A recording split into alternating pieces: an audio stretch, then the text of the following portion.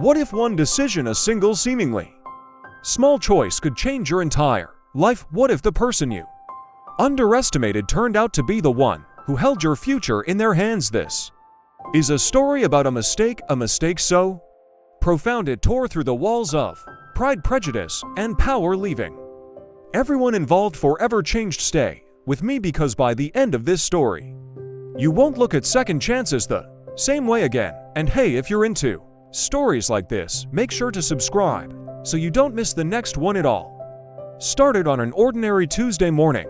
Michael Carter, a Louisville police officer, was on patrol in a quiet upscale neighborhood. The streets were pristine, lined with well-kept lawns and driveways that gleamed under the autumn sun. For Michael, it was just another day in the field, a chance to clock his hours, keep the peace, and avoid unnecessary. Welcome to my channel of Gill Master Stories. Don't forget to subscribe button and press on the bell icon for more inspiration and mind-blowing stories.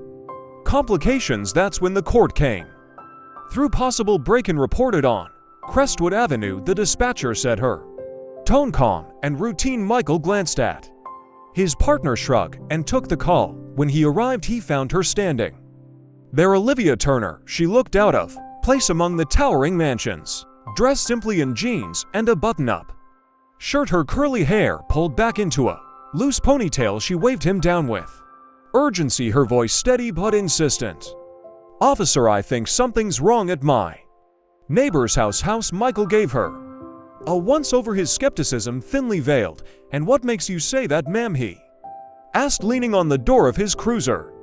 "The front door's been open all morning," she explained, pointing to the house in question. "Their car is in the driveway, but I haven't seen them. That's not like them at all." He glanced at the house, then back at her. "Maybe they just forgot to close the door. Happens all the time." Her jaw tightened, but she kept her tone measured. "They're an elderly couple. They never leave the door open. I've lived next to them for years, and this isn't normal." Michael sighed, a mix of impatience and indifference creeping into his posture. "Look, ma'am, I'll take a note, but unless there's a clear sign of a crime, there's not much I can do." Her eyes flashed with frustration. "Are you serious? You're not even going to check?"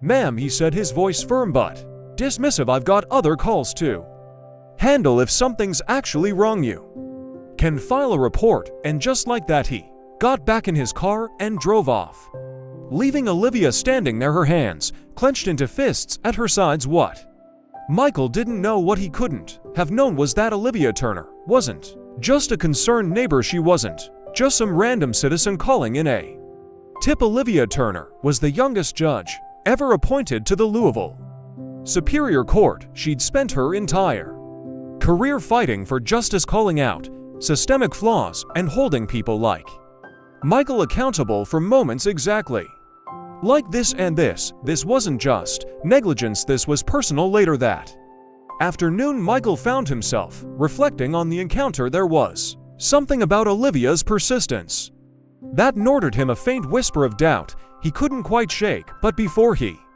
could dwell on it, another call came in, a high-priority disturbance at a nearby shopping center. The day went on, and the incident on Crestwood Avenue faded into the background. That is, until the next morning. Michael was pouring his first cup of coffee when his phone buzzed with an alert. A major crime had been reported on Crestwood Avenue, the same house Olivia had tried to warn him about. The details were sparse, but one thing was clear: someone had been hurt. His stomach sank when he arrived at the scene. The house was cordoned off with yellow tape. Officers moved in and out, their expressions grim. Michael's partner, Eric, met him at the edge of the property, holding a clipboard with the preliminary report. "Elderly couple," Eric said, his voice low. "The husband's in critical condition. The wife didn't make it." Michael felt a chill run down his spine. "And the suspect gone. Looks like a robbery gone wrong." Michael scanned the scene, his mind racing. He could still hear Olivia's voice in his head. "That's not like them at all." He swallowed hard and turned to Eric. "Wasn't there a call about this yesterday?" Eric frowned. "Yeah, I think I saw something in the log," neighbor reported. Edit. Why? Michael didn't answer. He didn't need to. The weight of his mistake settled over him. like a heavy fog that afternoon, Michael received an unexpected summons to the courthouse. He assumed it was routine, just a debrief or a follow-up on the case, but when he entered the courtroom he froze. Sitting at the bench clad in her black robe and framed by the seal of the state was Olivia Turner. Her expression was unreadable, but her presence spoke volumes. The irony wasn't lost on. Yesterday she'd been just another citizen easily dismissed. Today she was the one holding the gavel. Olivia's voice rang out steady and authoritative. "Officer Carter, I believe we have some matters to discuss." Michael's heart pounded in his chest. He'd faced criminals, protesters, even violent offenders, but nothing had prepared him for this, and this was only the beginning.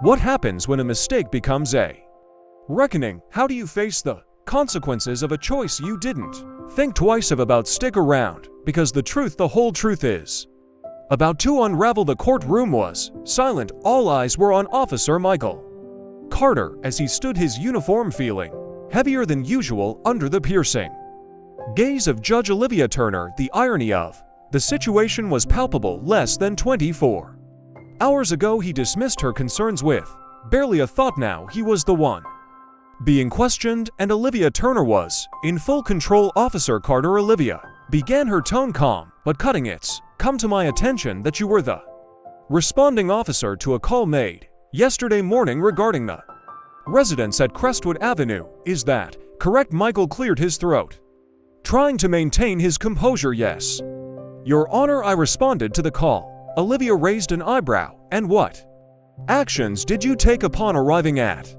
the scene?" Michael hesitated. He could feel the eyes of the courtroom on him, the weight of his own actions or inactions bearing down. "I assessed the situation and determined there was no immediate threat," he said, choosing his words carefully. Olivia leaned forward slightly. "No immediate threat. Did you enter the property to confirm this?" Michael shook his head. "No, Your Honor. Based on the information I had at the time, I deemed it unnecessary." Olivia let the silence hang in the air, her expression unreadable. Then she spoke, her voice firm. "Officer Carter, the information you had at the time came from a concerned neighbor, did it? Not a neighbor who specifically pointed out that the circumstances were unusual and warranted attention?" Michael nodded reluctantly. "Yes, Your Honor. And yet," Olivia continued, "you chose to disregard that information. Tell me, Officer Carter, do you often decide which calls are worth your attention based on the personal characteristics of the caller?" Michael's face flushed. "No, Your Honor, I didn't mean." Olivia cut him off. "You didn't mean what? To ignore a potentially life-threatening situation, to dismiss someone's concerns because they didn't fit your idea of credibility?" The courtroom was tense. Michael opened his mouth to respond, but Olivia raised a hand to stop him. "Let me be clear, Officer Carter. This is not just about what happened yesterday. This is about a pattern of behavior, a mindset that has real consequences." Michael felt his stomach sink. He wanted to defend himself,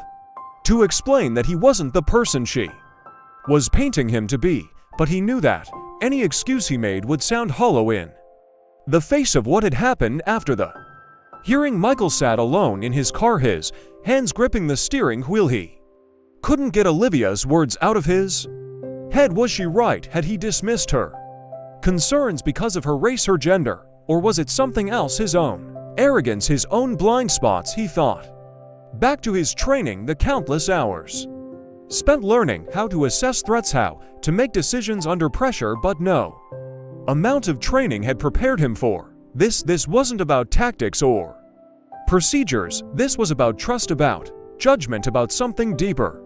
Michael's phone buzzed, pulling him out of his thoughts. It was his wife, Sarah. He hesitated for a moment before answering.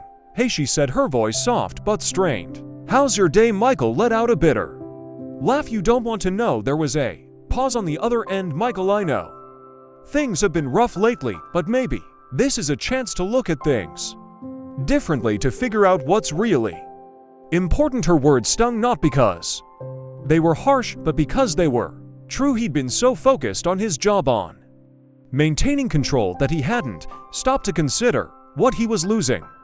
In the process, his marriage was hanging by a thread, and now his career felt just as fragile. Yeah, he said quietly, maybe. You're right. Meanwhile, Olivia was far from done. After the hearing, she met with Detective Carla Ruiz, a seasoned investigator with a reputation for cutting through red tape. Carla had been assigned to the Crestwood case, and she was determined to get to the bottom of what had happened. Judge Turner, Carla said as they sat down in Olivia's chambers, I've been going through the initial reports, and there's something off about this whole thing. The robbery looks staged, and the timeline doesn't add up. I think there's more to this than a random break-in. Olivia nodded, her mind already racing. Do you think it's connected to something bigger? Carla hesitated. I don't want to speculate yet, but yeah, I've seen cases like this before. There's usually a pattern, a network. Olivia felt a surge of determination. Then we need to dig deeper. Whatever it takes, we need to get to the truth. Over the next few days, the tension only grew. Michael found himself increasingly drawn into the investigation, whether he wanted to be or not. Carla had requested Ed his assistance, and though he initially resisted, he couldn't shake the feeling that he owed it to the victims and to himself to see this through. As they worked together, Michael and Carla began to uncover troubling details. The Crestwood couple had been targeted not because of their wealth, but because of their connections. The husband, it turned out, had been a whistleblower in a major corporate corruption case years earlier. The robbery was no coincidence, it was a message. Michael's guilt deepened as the pieces fell into place. If he had taken Olivia's concerns seriously from the start, could he have prevented what happened? The question haunted him, driving him to push harder to make amends. One evening, as Michael and Carla reviewed their findings, they were interrupted by a knock at the door. It was Olivia. I thought you might want to see this, she said, handing over a folder. Inside were documents that tied the Crestwood case to a larger web of corruption, one that extended Ed into the very heart of the Louisville Police Department. Michael felt a cold knot form in his stomach. This can't be real, he said, flipping through the pages. If this is true, Carla finished his sentence, then we're dealing with something much bigger than we thought. Olivia's voice was steady, but her eyes betrayed a flicker of uncertainty. The question is, are you ready to face it? Michael met her gaze, the weight of his choices pressing down on him. I don't know, he admitted, but I don't think I have a choice. And just like that, the lines between right and wrong, between guilt and redemption, began to blur. Michael was about to learn that the path to justice is never straight, and that the cost of doing the right thing can sometimes feel unbearable. But what he didn't know, what none of them knew, is that the most shocking revelations were still to come. The night was cold, the kind of sharp chill that seeped into your bones and refused to leave. Michael Carter sat in his car, staring at the thick file Olivia Turner had handed him earlier. The words on the pages were damning. Records, bank transfers, and hidden communications all pointed to a deeply entrenched network of corruption within the city, including members of the Louisville Police Department. It was a tangled web, and the deeper he read, the more disgusted he felt. He glanced at his reflection in the rearview mirror. How had he let things get to this point? He joined the force to protect people, to make a difference. Now he wasn't sure what he stood for anymore. The case on Crestwood had been a wake-up call, and this was the reckoning. His phone buzzed, snapping him out of his thoughts. It was Detective Carla Ruiz. Carter, she said, her voice tense. We've got a problem. Carla's apartment was dimly lit when Michael arrived. She pulled him inside quickly, locking the door behind him. "We not safe," she said, gesturing to the array of papers and notes spread across her coffee table. "Someone's been following me." Michael frowned. "What do you mean? I've seen the same car outside my place 3 nights in a row." "I'm careful, Carter. Whoever they are, they're watching me." Michael scanned the room, his instincts kicking in. "Do you think they know how much we've uncovered?" Carla nodded grimly. "If they don't know everything, they've got a pretty good idea. The more I dig, the more I'm convinced this goes all the way to the top." Michael sank into the couch, rubbing his temples. "This is bigger than anything I've ever dealt with. How do we even begin to take this on? Carla handed him a folder. We start here. This is everything I found so far. Connections between the Crestwood robbery, the corporate whistleblower, and key players in the department, but there's one name that keeps popping up: Captain Howard Mitchell. Michael's heart sank. Captain Mitchell was a respected figure, a mentor to many officers, including Michael. If he was involved, it would shatter everything Michael thought he knew about his department. Are you sure about this? He asked, his voice barely above whisper. Carla's expression hardened. I'm not sure about anything anymore, but the evidence doesn't lie. Meanwhile, Olivia Turner was facing her own challenges as a judge. She had seen her fair share of corruption and power plays, but this case felt different. It was personal. The Crestwood victims weren't just a statistic, they were her neighbors, people she had shared dinners and conversations with. She couldn't let their deaths go unanswered. She spent hours combing through the documents Carla had provided, piecing together a puzzle that seemed to grow larger with every new detail. The corruption wasn't limited to the police. It extended to local government officials, business leaders, and even members of the judiciary. Olivia realized that exposing the truth would require a coordinated effort, one that could put her own career and safety at risk. Her thoughts were interrupted by a knock at her door. She hesitated, her heart racing. In her line of work, unexpected visitors often brought trouble. She peeked through the peephole and saw Michael standing there, his face etched with worrying. She opened the door cautiously. Officer Carter, she said, her tone neutral. What brings you here? Michael stepped inside, his movements restless. Judge Turner, we need to talk. It's about Captain Mitchell. Olivia closed the door behind him and gestured for him to sit. Go on. Michael hesitated, his hands fidgeting. I've always looked up to him. He's been like a second father to me. But if what Carla found is true, he trailed off, unable to finish the sentence. Olivia leaned forward, her gaze intense. Michael, you need to understand something. This isn't just about one person or one case. This is about a system that's been allowed to operate in the shadows for too long. If Captain Mitchell is involved, you have a responsibility to act. Michael nodded, his jaw tight. I know, it's hard.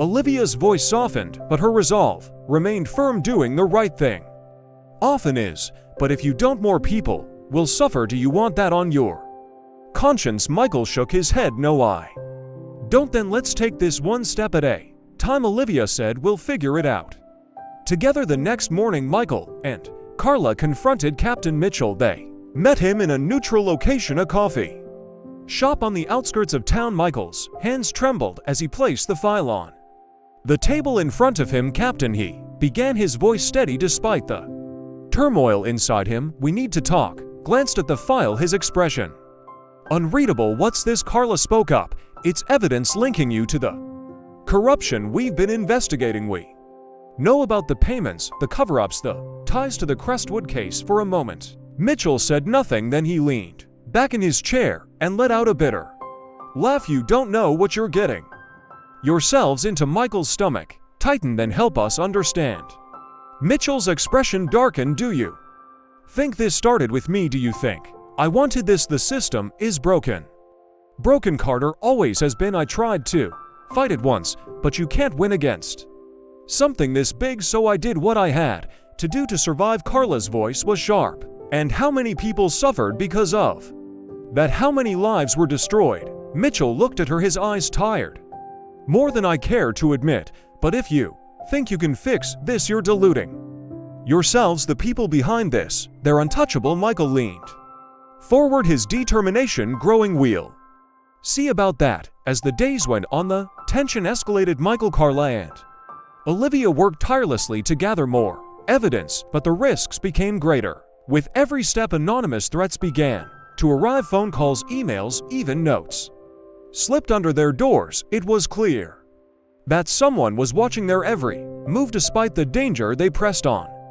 They uncovered connections to a powerful real estate mogul, a shady nonprofit organization, and even a sitting city council member. The web of corruption was vast, but they were determined to bring it down one night as Michael drove home. His car was forced off the road by an unmarked vehicle. He barely managed to escape, his heart pounding as he realized just how far the people they were up against were willing to go at the same time. Olivia faced mounting pressure from her colleagues. Whispers of dissent grew louder, and she began to suspect that even some of her closest allies couldn't be trusted. The silence in the courtroom was deafening. Michael Carter stood at the witness stand, his gaze fixed on Judge Olivia Turner. The evidence they had gathered, the files, the testimonies, the risks they'd taken had all led to this moment. Seated at the defense table, Captain Howard Mitchell sat stone-faced,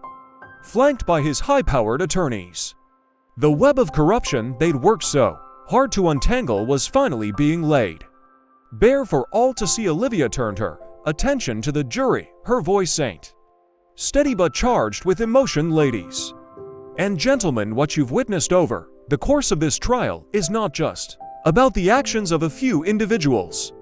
It's about a system that failed. The victims failed the community and failed its own principles, but today you have the power to hold it accountable. 3 weeks earlier, everything had come to a head after the attack on Carla Ruiz, which left her shaken but unharmed. The team realized the stakes were higher than ever. The shattered window in her apartment had been a clear warning: stop digging or else. But instead of retreating, they doubled down. Carla, now staying in a secure location, worked alongside Michael and Olivia to piece together the final elements of their case. With each passing day, the picture became clearer. Captain Mitchell wasn't just complicit, he was instrumental. Under his leadership, dirty money had flowed through the department, covering up crime, silencing whistleblowers, and enabling dangerous players to operate unchecked. The Crestwood robbery had been the tipping point, a direct result of Mitchell's attempts to protect the network he'd built. Michael, however, couldn't shake the memory of their conversation in the coffee shop. Mitchell's words haunted him: the system is broken, you can't fix it. Was Mitchell right? Was this fight even winnable, or were they simply pawns in a larger game? The tipping point came when Olivia received an anonymous tip, a USB drive delivered to her office containing a trove of emails, recorded phone calls, and financial records. The source was unknown, but the evidence was damning. It not only implicated Mitchell, but also exposed connections to a real estate mogul who had been using the police to strong-arm residents into selling their properties for a fraction of their value. The team's next challenge was finding someone brave enough to testify. That person came in the form of Detective Eric Monroe, Michael's longtime partner and someone he trusted implicitly. Eric, it turned out, had been involved in Mitchell's operation but had grown increasingly disillusioned. With some coaxing from Michael, Eric agreed to come clean. Despite the personal and professional risks, the trial was a spectacle. Reporters packed the courtroom, cameras flashing as the city watched its darkest secrets unfold. The prosecution, led by Olivia, meticulously presented the evidence, each piece more incriminate than the last. Carla took the stand to testify about her findings, her voice unwavering despite the pressure. Eric's testimony was the most explosive, a full account of the inner workings of the corruption ring, complete with names, dates, and detailed accounts of their schemes. But it was Michael's turn on the stand that proved to be the most emotional moment of the trial, as he recounted the events leading up to the Crestwood case, the moment he dismissed Olivia's concerns, the regret that followed, and the dangerous path it had led him down. His voice cracked. I failed, he admitted, looking directly at Olivia. I failed to do my job, and people paid the price for my failure, but I'm here now because I believe we can do better. We have to do better. The jury deliberated for 0 days before delivering their verdict: guilty on all counts. Captain Mitchell and several others involved in the scheme were sentenced to lengthy prison terms, and the city began the slow process of rebuilding trust with its citizens. From Michael, the trial marked both an end and a beginning. He resigned from the force, knowing that his role in allowing the corruption to flourish would always cast a shadow over his badge, but he didn't walk away from justice. Instead, he joined a non-profit organization dedicated to police reform, working to ensure that what happened in Louisville would never happen again. Carla returned to her role as a detective, but with a new sense of purpose. She'd fought danger and come out stronger, determined to hold her department accountable from within. As for Olivia, the trial solidified her reputation as one of the most fearless and principled judges in the state. But it wasn't about her legacy, it was about the people she served. And when she looked at Michael after the trial, she saw someone who had learned the most important lesson of all: redemption isn't given, it's earned. The story ends not with a triumphant celebration, but with a quiet moment of reflection. Michael stands at the Crestwood house, now sold to a new family. He places a single flower on the steps, a silent tribute to the neighbors he couldn't save, but whose memory had sparked a change he'd carry with him forever. If this story moved you, comment the word redemption below. Tell us what this word means to you, and let's start a conversation about second chances, accountability, and the power of change. And don't forget, there's another story waiting for you. Click the video on your screen now to dive into another tale that will keep you hooked until the very last second. See you there. Don't forget to like and subscribe to the channel. For more content, please leave your comments and share your experiences. Thank you for being part of Gill Master Stories community. See you soon.